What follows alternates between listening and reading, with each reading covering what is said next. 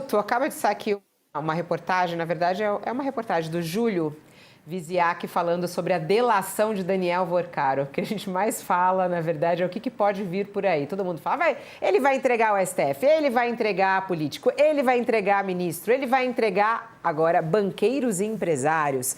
Essa é uma expectativa, né?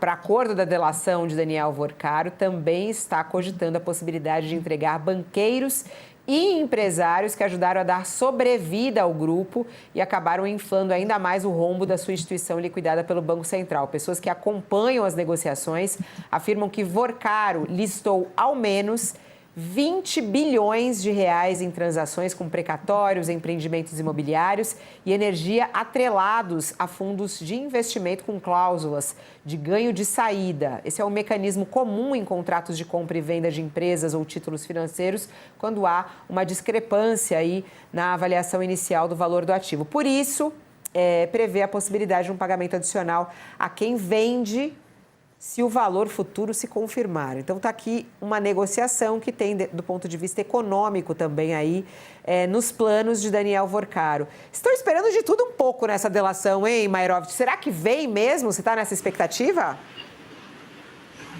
Olha, eu acho que virá essa delação. Agora, o ponto que eu tenho ressaltado, e que me parece o ponto fundamental, isso está passando de lado, está se jogando aí no céu é o limite. Olha, ele vai delatar banqueiros, vai delatar ministros, vai delatar esse, aquele outro, vai surpreender. Bom, isso são especulações. Agora, o ponto que não é especulação, é real, é palpável e é preocupante.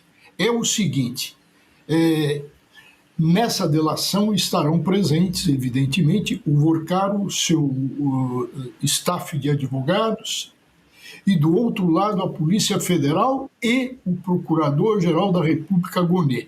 Aqui está um fator inibidor. Atenção, um fator inibidor, porque o Gonê além dos vínculos no Supremo, ele é o procurador que atua no Supremo, ele foi lá colocado por pressões do Gilmar Mendes e do Alexandre de Moraes. E esteve lá também no... não vou dizer que o Josias disse bem que ele passou pela porta, ele sabe lá como é que é essa refinação desse clube do uísque. Ele estava no clube do uísque, ele participou dos encontros do Vorcaro no exterior. Então, veja, ele já se mostrou, ele não arguiu a suspeição e impedimento do Toffoli, ele é um sujeito que está, eu diria, numa posição não isenta. E por essa posição dele, por essa amizade, por esses vínculos, ele, perante aquele que vai delatar, ele vai ser um fator de inibição. Ele vai comprometer a delação. Isso é importantíssimo. Isso é que precisa ser colocado e não ficar, olha, ele vai denunciar o ponto esquerda do Juventus, ele vai não sei o quê, ele vai... Não. O problema todo está naquilo que eu vou chamar de fator de inibição, ou seja, a presença do Paulo Gonê. O Paulo Gonê tem que se retirar disso e outro procurador terá que atuar. É um ponto, hein?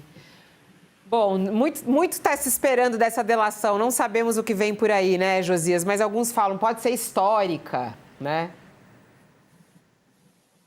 Não se pode admitir, Fabiola, a essa altura dos acontecimentos, delações seletivas, né? À luz de tudo que já se descobriu, não se pode admitir nada que seja seletivo. É preciso dar explicações convincentes para tudo que já se descobriu, né? Agora, o que a nossa reportagem exibida hoje pelo UOL mostra é um outro lado que costuma ser pouco mencionado, mas que é igualmente relevante, porque há muita cumplicidade com o descalabro do Banco Master no setor privado. É preciso reconhecer que plataformas de bancos como BTG, XP, Nubank, todas essas plataformas negociaram, em troca de comissões, os papéis que vendiam terreno na Lua, os CDBs micados do Master. CDBs que ofereciam taxas que realmente correspondiam à venda de terreno na Lua. E esses bancos que estão aí no sistema financeiro, operam normalmente, eles contribuíram para essa derrocada do Master. Em troca de comissões, venderam os papéis micados do Banco Master. Preciso se explicar. E a reportagem insinua que o Daniel Vorcaro vai incluir essas relações que ele mantinha também no sistema financeiro na sua delação. É preciso que ele esclareça também o papel de nichos do setor público que estão pouco mencionados. Fala-se muito das conexões que o Daniel Vorcaro comprou nos três poderes, na Praça dos Três Poderes, mas deixa-se em segundo plano os contatos do Daniel Vorcaro na Comissão de Valores Mobiliários, a CVM, no próprio Banco Central. Há 2 ex-executivos do Banco Central que estavam no bolso do Daniel Vorcaro e que foram afastados. Afastados primeiro em janeiro ali das suas funções, agora estão proibidos até de entrar no Banco Central, mas continuam recebendo salários. Abriu-se agora um procedimento administrativo contra eles, mas continuam recebendo salários. É muito irrelevante que o Daniel Vorcaro forneça informações sobre as razões da demora do Banco Central em agir, porque hoje há uma percepção segundo a qual isso poderia ter sido evitado ou o escândalo poderia ter dimensões menores se o Banco Central tivesse agido de forma mais prematura, lá na origem, se o Banco Central tivesse providenciado essa intervenção, se não intervenção, pelo menos a providências para limitar a atuação do Vorcaro a tempo de evitar que o escândalo chegasse à proporção atual. Então tem muita coisa, Fabíola, que essa delação precisa trazer. E se não trouxer, será delação seletiva. E aí, francamente, a essa altura, com tudo que já se descobriu sobre o Daniel Vorcaro, de repente é até melhor dispensar a delação dele e puni-lo com o que se tem. Porque se for para tergiversar, para tratar de modo seletivo as informações e de delatar sem denunciar, delatar de modo a permitir uma porta de saída para o delatado, aí também é preciso que as autoridades se deem ao respeito, Fabíola, e respeitem também a plateia. Eu acho que se não tiver a delação, vai estragar o roteiro do filme. Né? Precisa da delação para o filme, né? Para a série, né?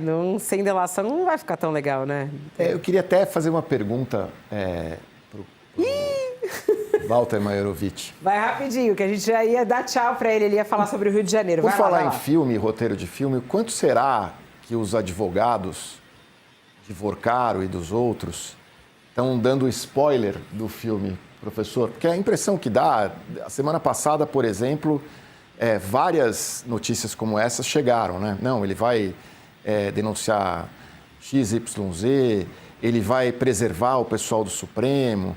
Aí tem uma outra notícia que me parece que sai do próprio Supremo, indicando que André Mendonça quer uma delação robusta. Enfim, isso não está parecendo um jogo dos advogados para tentar ir testando os limites do possível? Olha, eu não sei sobre aí os advogados. Eu não tenho nenhum informante nessa área, porque eu, como magistrado aposentado, eu mantenho uma distância regulamentar e até em razão dos comentários com juízes, ministros, advogados. Acho que é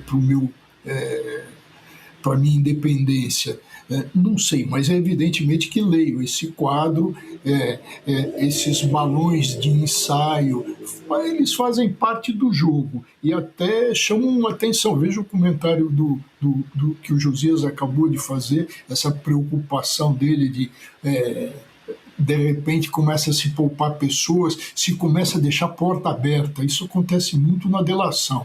Vem uma informação, mas vem aí a porta aberta para aliviar. Isso tudo aí está mostrando que há necessidade de se conduzir bem essa delação. E, a lembrar, não é o André Mendonça que vai conduzir isso. A atuação dele é limitadíssima, ele só vai homologar. E homologar é ver formalidade, ele não pode entrar no conteúdo, falar, olha, aqui mentiu, ali não mentiu, há necessidade de novos esclarecimentos. Não, ele simplesmente vai homologar. Então, o papel da Polícia Federal e o papel da Procuradoria-Geral da República, representando o Estado nesse contrato que se faz com o delator, é importantíssimo. Agora, todas essas especulações, muitas vezes elas estão ligadas, voltam ao Josias, que mostrou a cumplicidade desses bancos que foram citados, BTG, XP, Nubank, que de repente, evidente que, será que alguém que é uma instituição financeira, nós estamos falando de instituições financeiras, será que uma instituição financeira vai vender coisas sem saber que se trata de papel sem lastro, de algo de enganação? Então tem sim a responsabilidade e como também a necessidade de clareza do juiz. A lembrar que a delação tem que ser comprovada em juízo, né? Ela é um instrumento, mas com base nela a polícia vai buscar provas mais robustas, vai conectar, mas ela precisa sempre ser confirmada em juízo. Estamos de olho. Então, é isso que eu posso dizer aí, professor Schneider.